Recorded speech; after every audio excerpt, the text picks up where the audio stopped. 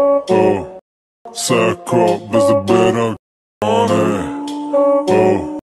Fuzz I'm in the pet the venom. Hello and नमस्ते साथीहरु, तपाईलाई tech for you Nepal YouTube च्यानलमा स्वागत छ। तपाईले स्क्रिनमा अलरेडी प्रिभ्यु भिडियो हेरिसक्नु भएको छ। यस्तो खालको भिडियो निकै ट्रेन्डिङमा रहेको छ। तपाई पनि यस्तो खालको भिडियो बनाउन चाहनुहुन्छ भने भिडियोलाई स्किप नगरी अन्तिमसम्म हेर्नु होला। यो च्यानलमा नयाँ हुनुहुन्छ भने च्यानललाई सब्स्क्राइब गर्नु होला। सो यस्तो खालको भिडियो बनाउनको लागि तपाईले भिडियोको यहाँ डिस्क्रिप्सनमा मोर भन्ने अप्सन छ, यहाँ मोरमा ओके गर्नु होला। त्यसपछि यहाँ फेरि तल मोर भन्ने अप्सन छ, यसमा मोरमा ओके गर्नु। यसरी टेम्प्लेट लिंक भनेर राख्दिएको छु, त्यसमा ओके गर्नु होला। त्यसपछि युज टेम्प्लेट इन क्यापकट भनेर आउनेछ, यसमा ओके गरिदिनु होला। सो त्यसपछि यस्तो खालको इन्टरफेस खोल्नेछ। सो युज टेम्प्लेट भनेर त्यसपछि युज टेम्प्लेटमा ओके गर्नु होला। सो ओके गरिसकेपछि यहाँ तपाईको फोटो चाहिँ कहाँनिर छ, फोटो आफ्नो यहाँ फोटो सेलेक्ट गर्नुपर्ने हुन्छ। सो मैले चाहिँ यहाँ फोटो राखेको छु, तपाईले चाहिँ आफ्नो फोटो सेलेक्ट गर्नु होला।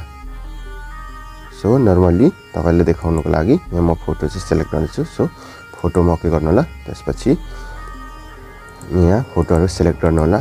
सो कतिवटा माग्छ त्यतिवटा नै। सो अब लास्टमा एउटा छ, त्यसपछि प्रिभ्यूमा ओके गर्नु होला।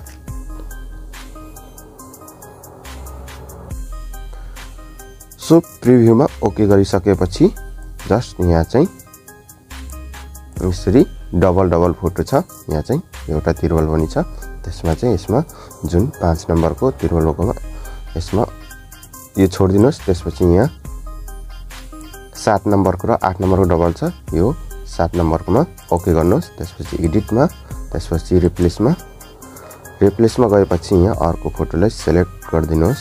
त्यसरी ओके गर्नुहोस्। त्यसपछि डु नोट रिप्लेसमा ओके गर्नु होला।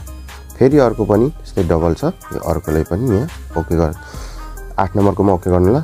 त्यसपछि फेरि एडिट गर्नु होला। सो त्यसपछि रिप्लेसमा ओके गर्नु होला। त्यसपछि यहाँ एउटा फोटोलाई सेलेक्ट गर्नु होला। त्यसपछि डु नोट रिप्लेसमा ओके गर्नु होला। सो जुन तपाईको फोटो चाहिँ यहाँ डबल देखाइरा छ, तिनीहरु चाहिँ यसरी चेन्ज गर्नु होला। सो यो पनि दुईटा छ, सो यसले पनि 11 नम्बरकोलाई ओके गर्नु होला। त्यसपछि फेरि यहाँ रिप्लेसमा ओके गर्नु होला। त्यसपछि यहाँ एउटा फोटो फेरि अर्को सेलेक्ट गरिदिनु होला। त्यसपछि फेरि डु नोट रिप्लेसमा ओके गर्नु होला। सो यति भएपछि फेरि यहाँनिर फेरि अर्को फोटो पनि यहाँ डबल छ।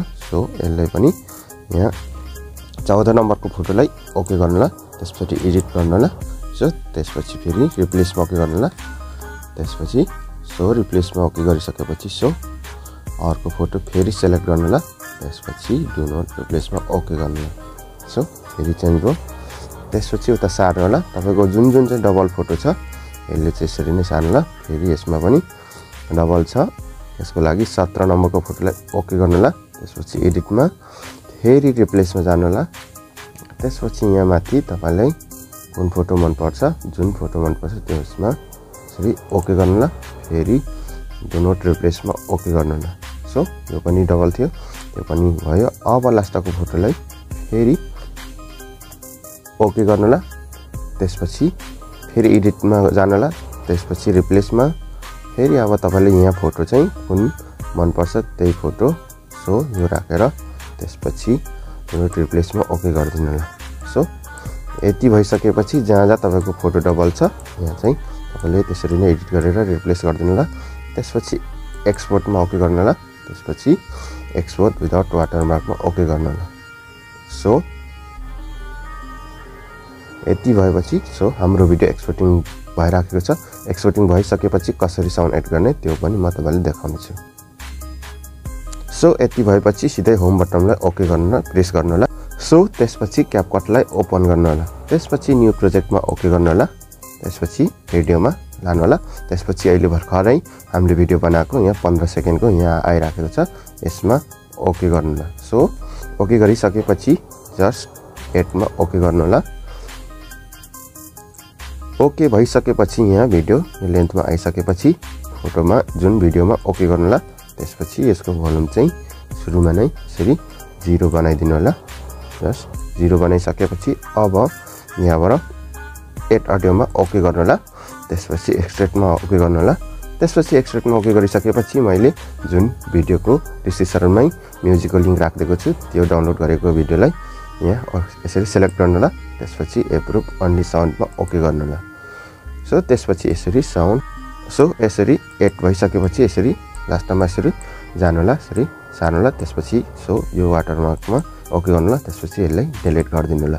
सो यति भइसकेपछि तपाईको यहाँ भिडियोको साइज मिलाउनु होला, रेजोल्युसन 1080p मा यो राखिदिनु होला। त्यसपछि 30 मा त्यसपछि सिधै भिडियोलाई सेभ गरिदिनु होला।